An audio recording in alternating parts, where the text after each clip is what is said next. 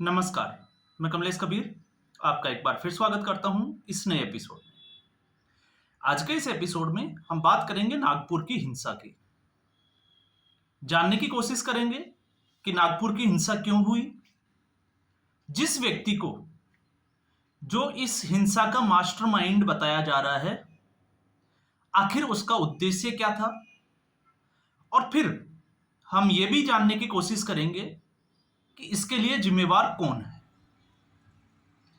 क्योंकि भारत में इस वक्त दो मोर्चों की लड़ाई में, एक जिसको हम कहते हैं कि अंतर्राष्ट्रीय सीमा की जो लड़ाई है पड़ोसियों के साथ,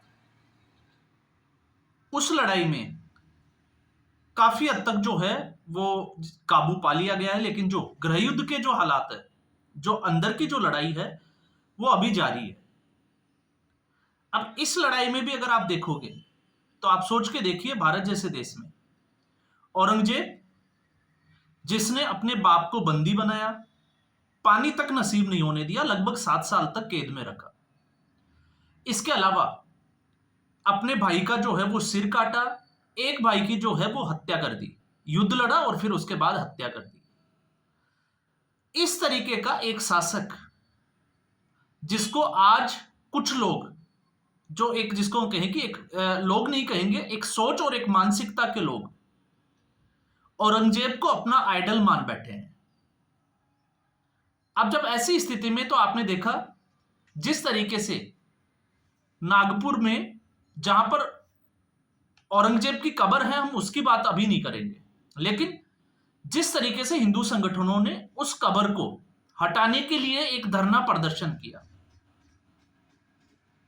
उसके बाद में कुछ लोग जो है वो दूसरे पक्ष के वो इकट्ठा हुए पुलिस थाने के पास में, और जो लोग इकट्ठा हुए उनकी अगुवाई कर रहा था फहीम खान। और उसके बाद में फहीम खान ने कुछ इस तरीके का वीडियो जो है वो अब सामने है, और उसकी पुष्टि नागपुर पुलिस ने भी कर दी है, जिसने भड़काऊ भाषण दिया, और भड़काऊ भाषण देने के बाद में हिंसा भड़की। अब इस तरीके के जो है वो तथ्य सामने लाए जा रहे हैं, लेकिन उस तथ्य में फिर गौर करने वाली बात यही आ जाती है कि आखिर ये पैटर्न कौन सा है। तो ये पैटर्न जो है, ये वही पैटर्न है जो 370 हटने से पहले कश्मीर, जम्मू कश्मीर में देखने को मिलता था। जब भी किसी आतंकवादी को भारतीय सेना गिरफ्तार करती थी, पकड़ती थी, तो सेना के ऊपर ही पत्थरबाजी जो है वो शुरू कर दी जाती थी। अब वो पैटर्न जम्मू कश्मीर से तो टूट गया, लेकिन देश के बाकी हिस्सों में जो है वो फैलना शुरू हो गया। अब सवाल जो है वो इसमें यह खड़ा हो जाता है कि आखिर जो ये हिंसा हुई, तो इसमें इतने लोग, 500 से 1000 लोग जो है वो इकट्ठा हो गए। तो पहले अगर हम देखें तो इतने लोग इकट्ठे हो जाएं तो ये अचानक से होने वाली घटना नहीं होती है। ये एक जो है वो प्लानिंग के तहत किया हुआ काम होता है। और फिर उसमें पत्थर कहां से आए, तलवारें लाना, और उसके बाद में जिस तरीके से एक वीडियो जो सामने आया है कि एक मुस्लिम व्यक्ति का जो ठेला है उसको हाथ भी नहीं लगाया जाता, लेकिन उसके साथ वाला एक जो ठेला है वृद्ध महिला का, जो कि मुस्लिम समुदाय से बिलोंग नहीं करती, उसके ठेले को तोड़ मरोड़ के, हम कहें कि उसमें आगजनी कर दी जाती है। फिर चुन चुन कर उन्हीं घरों को टारगेट किया जाता है जो गैर मुस्लिम समुदाय के हैं। तो इस पैटर्न से आपको थोड़ा सा जो है वो इसको समझना आसान हो जाएगा। और फिर उसमें हम देखते हैं कि लगभग जो है वो 40 के आसपास गाड़ियों को जला दिया जाता है। तो आखिर जो थाने के ऊपर जो धरना प्रदर्शन कुछ लोग इकट्ठे हुए, उन्होंने विरोध जताया, उसके बाद वो अपने घरों को वापस चले जाते हैं, शाम को वापस लौटते हैं, और उसके बाद में इस घटना को अंजाम देते हैं, जिसमें 40 से ज्यादा वाहनों को जलाया जाता है। और साथ में आपको यह भी पता होगा, इसमें एक जो खबर है वो ये भी आती है कि महिला पुलिसकर्मी के साथ में भी बदसलूकी की गई, और पुलिसकर्मियों के अलावा जो है वो लगभग 20 लोग इस हिंसा में घायल हुए। अब ये तो था कि हिंसा में कुछ लोग घायल हुए, लेकिन सबसे बड़ी जो खबर है वो ये है कि यहां पर जो डीसीपी जिसकी तैनाती थी, निकेतन कदम, उसके ऊपर भी कुल्हाड़ी से हमला किया गया। अब सवाल ये होता है कि क्या इसका फहीम खान जिसको अरेस्ट किया गया है, क्या वो इसका मास्टरमाइंड है, और अगर वो मास्टरमाइंड नहीं है तो फिर इसके पीछे किसका हाथ है। अब इसमें बताया लगातार जो है वो यही जा रहा है कि फहीम खान मास्टरमाइंड है। तो फहीम खान कौन है? ये नागपुर का रहने वाला ही एक व्यक्ति है जो माइनॉरिटी डेमोक्रेटिक पार्टी का शहर अध्यक्ष है, और ये वो व्यक्ति है जिसने नितिन गडकरी के सामने 2024 में लोकसभा चुनाव भी लड़के देखा। यह अलग बात है कि 6 लाख से ज्यादा वोटों से उसकी हार हो गई, लेकिन इतना तय है कि ये माइनॉरिटी से जो है वो बिलोंग करता है और माइनॉरिटी की नाम से जो है वो इसने पार्टी बना रखी है। तो अब जब इस बात भी हम आ जाते हैं कि फहीम खान इसका मास्टरमाइंड है, तो शक कैसे पैदा होता है अगर हम उसको देखें। तो सबसे पहले बड़ी जो है वो, या हम कहें कि एक सुलगता सवाल जो है वो ये है कि आखिर इतनी जो भीड़ इकट्ठी होती है उसके लिए फंडिंग कहां से होती है, और फंडिंग कहां से हुई, तो फंडिंग किसने की, इसकी भी जांच होनी चाहिए। क्योंकि हमने देखा था शाहीन बाग जो कि एक पैटर्न था, और उसके बाद में उसके तार जो है वो कहां कहां तक जुड़े हुए थे और फंडिंग कहां कहां से होती थी, वो भी सारा कुछ जो है वो सामने आ गया था। तो इसमें भी जो है वो यही जांच का विषय है। और फिर उसके बाद में हम आते हैं कि आखिर इस इतनी भीड़ जुटाने के लिए इंतजाम किसने किया। तो फहीम खान अकेला जो है वो मास्टरमाइंड होगा, इससे परे जाकर अगर हम सोचें तो इसका दूसरा एंगल निकलता है क्या कि इस हिंसा में कोई धर्मगुरु भी शामिल है। अब जब हम कहते हैं कि धर्मगुरु क्यों शामिल है, तो ये जो हिंसा है, ये हिंसा स्वतः या हम कहें कि अचानक होने वाली हिंसा नहीं है।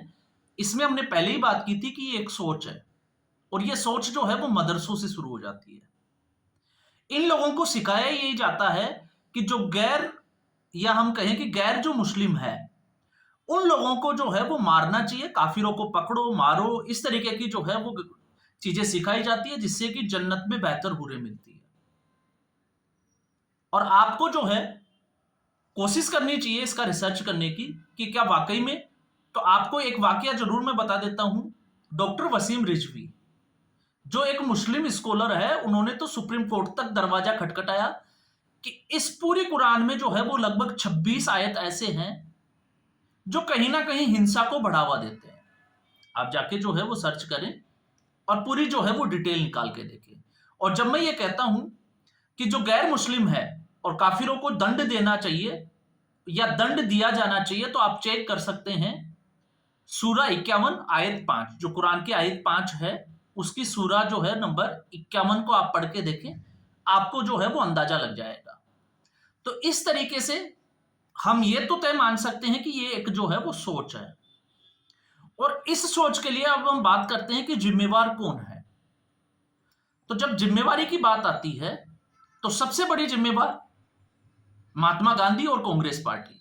हमको इसमें जो है वो कतई गुरेज नहीं करना चाहिए कि इसके लिए वो लोग जिम्मेदार थे, क्योंकि जब इस देश का बंटवारा धार्मिक आधार पर हो ही चुका था, जब ये लोग जो है वो अपने धर्म के हिसाब से अलग देश की मांग कर चुके थे, तो कोशिश यही करनी चाहिए थी कि इन लोगों को इस देश से बाहर निकाल दिया जाना चाहिए।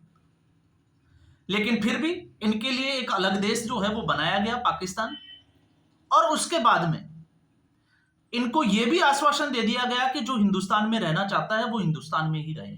तो 1947 के बाद में ये लोग हिंदुस्तान में तो रह गए, लेकिन आज भी इनका दिल जो है वो पाकिस्तान के लिए धड़कता है।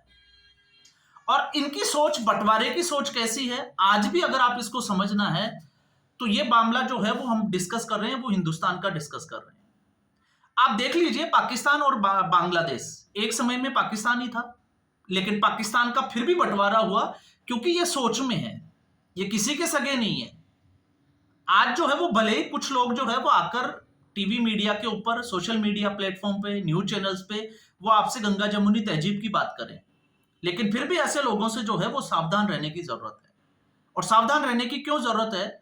आपने देखा जब 1947 में भारत से पाकिस्तान अलग हो गया, तो भारत को आप छोड़ दीजिए, पाकिस्तान की बात करिए, पाकिस्तान में तो मुस्लिम ही है, क्योंकि वहां पर हिंदू और सिख जो माइनॉरिटी में थे, उनकी जनसंख्या का ग्राफ समय के साथ नीचे गिरता ही गया।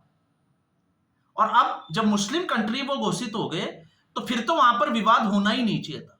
लेकिन जब हम कहते हैं ना कि ये सोच है, और ये सोच ऐसी है, आपने देखा जब कोई भी देश आतंकवाद को पालता है तो एक समय के बाद में आप उनको ट्रेनिंग देते हो, जिहाद की ट्रेनिंग देते हो, आप उनको बम फोड़ने की ट्रेनिंग देते हो, तो जब दूसरे देश जो है वो अपनी सीमा में उनको घुसने नहीं देंगे, तो फिर उनका दिमाग जिस तरीके से ट्रेंड किया है तो वो बम कहां फोड़ेंगे।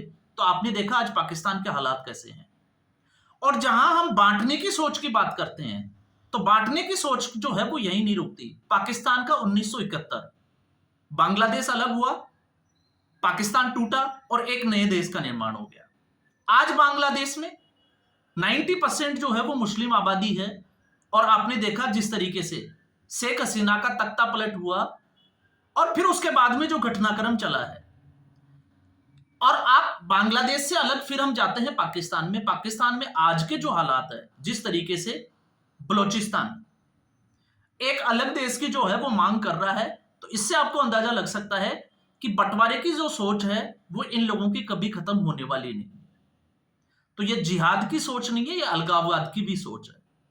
और इस सोच का जो 1947 में जो सरदर्दी थी, जो समस्या थी, जो चाहे वो आप गांधी कहिए चाहे नेहरू ने जो इस देश को दी, वही समस्या जो है वो ये देश जो है वो झेल रहा है। फिर उसके बाद में हम आते हैं न्यायिक प्रक्रिया पे। तो कोई भी आपने देखा होगा ऐसे लोग जो राजनीतिक पार्टियों से जो है वो जिनके ऊपर सरपरस्ती होती है, राजनीतिक पार्टियों का हाथ होता है या राजनीतिक पार्टी से जुड़े होते हैं, तो ऐसे लोगों के ऊपर कितने लोगों के ऊपर कार्रवाई हुई, फिर इसको जो है वो जानना जरूरी हो जाता है। और आपको अगर इसको जानना है तो थोड़ा सा जो है वो मुद्दा हटकर है, हम उस पर बात भी करेंगे। 18 मार्च 2025 को जब राज्यसभा में यह सवाल पूछा गया कि आखिर 10 साल में जो है वो न्यायालय में इस तरीके के कितने केस हुए जो राजनीतिक पार्टियों से जुड़े हुए लोगों पे, तो इसमें मामला जो है वो हिंसा का नहीं है, हालांकि वो ईडी और सीबीआई से जुड़ा हुआ है, या हम कहें कि मनी लॉन्ड्रिंग एक्ट से जुड़ा हुआ है। तो आपको सोचकर हैरानी होगी कि सिर्फ 2 लोग जो है वो अभी 10 साल में कन्विक्ट हुए हैं, और ऐसी ही देश की जो है वो 106 अदालतें इसमें काम कर रही है। तो न्यायिक प्रक्रिया का क्या हाल है वो आप समझ सकते हो। और फिर आज जिस हम फहीम खान की बात कर रहे हैं, इस मामले से जोड़कर उसको अरेस्ट कर लिया गया है। 21 मार्च तक जो है वो पुलिस हिरासत में है, उसके बाद में जो है वो पेश किया जाएगा, उसके बाद में क्या होगा। लेकिन इसको बचाने के लिए जो है वो फंडिंग होगी, और उस फंडिंग के बाद में आपने देखना फिर कपिल सिब्बल जैसे लोग जो है वो इन लोगों को बचाने के लिए सुप्रीम कोर्ट का दरवाजा तक खटखटाएंगे। ये लोग बाहर आएंगे और फिर उसी तरीके का जो है वो आगे की प्रक्रिया। फिर हम आते हैं संविधान पे। तो आपने देखा दिल्ली दंगों का मास्टरमाइंड ताहिर हुसैन। तो आज तक हम सोच रहे हैं कि क्या अंकित शर्मा जो एक आईबी का ऑफिसर था, उसकी चाकुओं से गोदकर उसकी लाश जो है वो नाले में फेंक दी गई थी दिल्ली दंगों में, और उसका मास्टरमाइंड जो है वो आज चुनाव लड़ता है ताहिर हुसैन दिल्ली से, और सुप्रीम कोर्ट जो है वो उसको पैरोल देता है, कस्टडी पैरोल। वो बाहर आकर जो है वो प्रचार करता है, और फिर उसके हाथ थामने के लिए जो है वो राजनीतिक पार्टियां उसका स्वागत करने के लिए तैयार बैठी। तो अब सवाल फिर यही हो जाता है कि इसके लिए जिम्मेवार कौन है, सरकार, न्यायिक प्रणाली, कोर्ट, या फिर ये सोच। और फिर हम आते हैं कि इसका इलाज क्या है। तो इसका इलाज अगर दूरगामी सोच के लिए हम देखते हैं तो इसका इलाज जो है वो सिर्फ एक ही है, योगी आदित्यनाथ।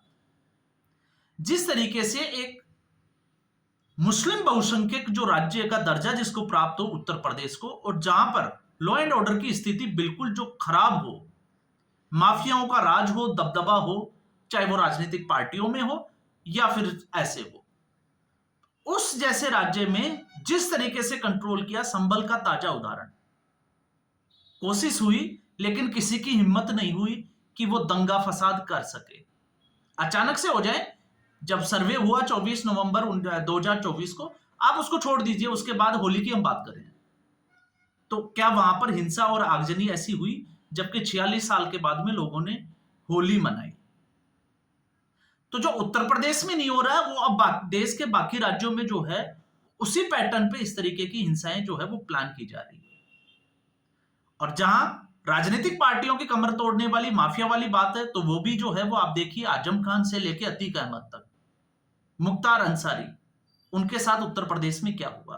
तो अब इन लोगों को जो है वो उसी तरीके के, उसी पैटर्न के ऊपर जो है वो इलाज करने की जरूरत है।